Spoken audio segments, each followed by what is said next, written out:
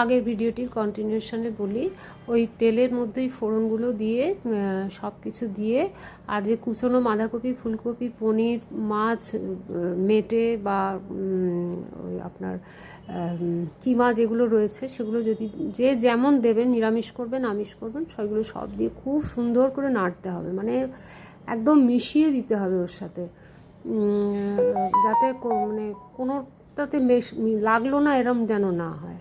দরকার হলে আরেক চামচ সাদা তেল দিতে হবে। এবার যখন ওটা সুন্দরভাবে মিক্স আপ হয়ে যাবে তখন নামাবার আগে উপরে 1 চামচ ঘি আর গুঁড়ো গরম মশলা আর একটু সুগার ফ্রি দিয়ে নামিয়ে নিয়ে, বেশ পরিমাণে অনেকটা করলে আপনি একবেলা হয়তো একটু খাটতে হলো, পরের বেলাটা ছুটি পাবেন, ওটা ভাত রুটি দুটো দিয়েই খেতে পারবেন এবং খুব সুস্বাদুও হবে। আশা করি আপনাদের উপকারী হবে।